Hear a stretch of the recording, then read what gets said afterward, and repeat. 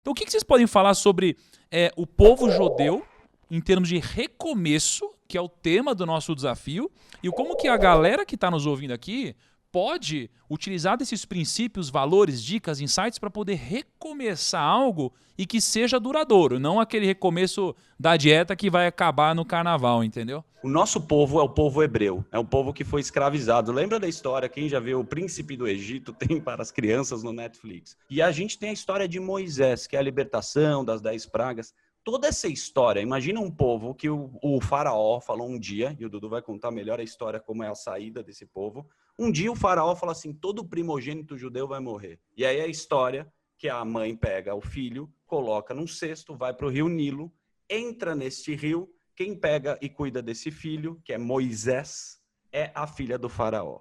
E aí tem uma história super interessante, que primeira história de relação de dinheiro. O faraó chega para a filha dele e fala, como é que eu vou colocar esse menino em casa? Então pega aqui um pote de ouro, pega um pote de fogo, vamos ver aonde que ele vai com a mão. A criança viu aquilo brilhando, o ouro brilhando, e falou, vai no ouro.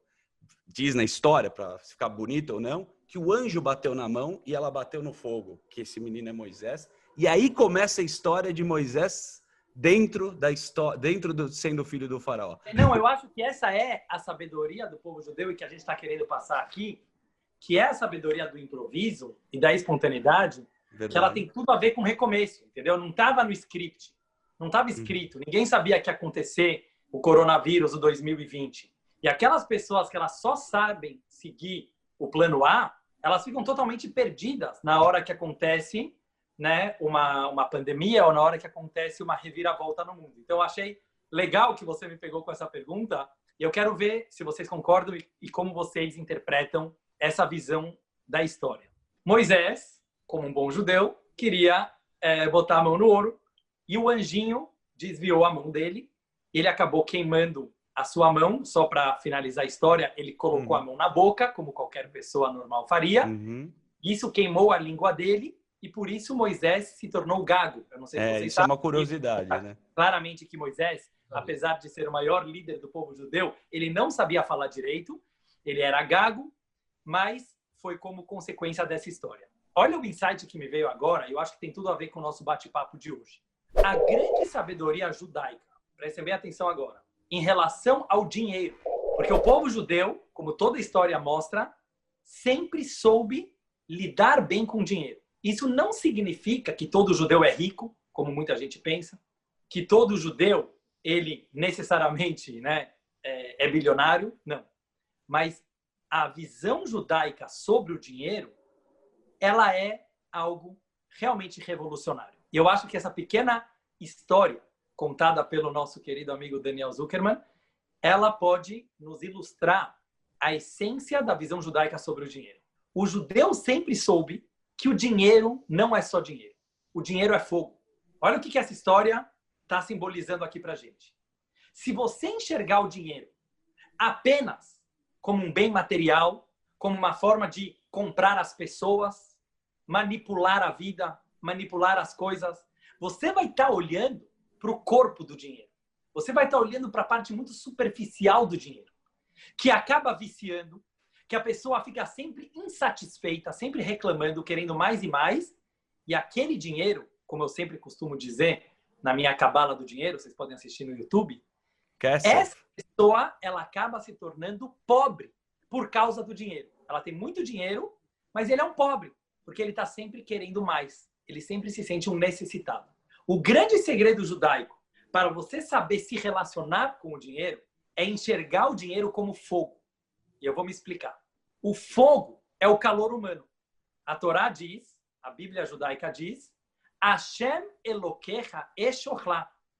Deus, o teu Senhor, é um fogo que consome. Por que a Bíblia compara Deus com o fogo? Só para te complementar, que está muito bom. A primeira aparição de Deus para Moisés foi numa árvore pegando fogo. Segue o bonde.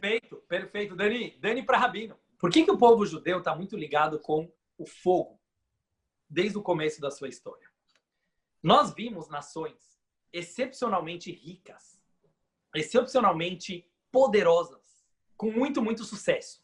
Porém, a frieza dessa nação muitas vezes levou ela a agir de uma forma pobre de espírito, que acabou destruindo financeiramente o próprio país. Desculpa trazer um exemplo, mas eu acho que ele é muito importante. O que aconteceu com a Alemanha nazista? Eles eram um povo extremamente culto, extremamente científico, filosófico, estudado. E a história conta, e eu estive lá, eu particularmente visitei os campos de concentração em Auschwitz, e nós vemos lá como a nação mais inteligente do mundo conseguiu cometer o maior genocídio da história da humanidade, que foi a Segunda Guerra Mundial, que foi o Holocausto. E você pode se perguntar como, né? Como pessoas tão cultas conseguiam matar crianças inocentes, 1 milhão de crianças mortas nas câmaras de gás, 6 milhões de judeus mortos, além de outros milhões que foram assassinados injustamente, ouvindo Wagner, ouvindo Bach. Eu não sei se vocês sabem. Eles ouviam música clássica enquanto pessoas eram queimadas.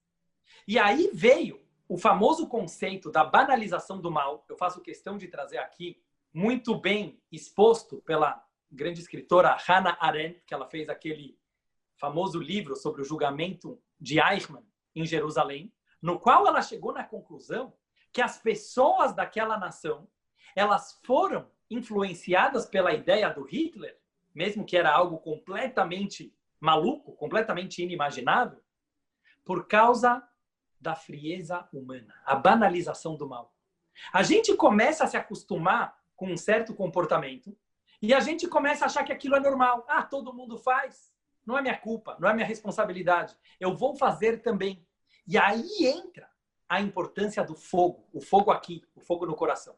Se a gente não tiver a humildade de conseguir entender que quando a gente se trata de um ser humano, quando a gente trata de uma pessoa, seja ela da religião que for, da crença que for, do background que ela teve, nós estamos falando com um pedaço de fogo. Nós estamos falando com uma faísca divina.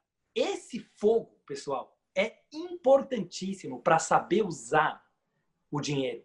Se a gente consegue enxergar, quando eu falo dinheiro, pessoal, não é só notas de dinheiro. Os bens materiais, a cultura, a sabedoria, a inteligência, tudo isso é fenomenal quando nós temos o calor humano. Então, talvez Muito essa seja a interpretação da bonito. O anjo falou para Moisés, muito bonito. Você vai ter muito dinheiro, você vai ser bilionário, você muito, vai ser muito, muito rico. Mas, para isso, você precisa pôr primeiro a tua mão no fogo. Muito você bom. precisa entender que os bens materiais, eles têm uma alma, eles têm a capacidade de salvar, mas se você tiver frieza no coração, infelizmente, ele vai destruir.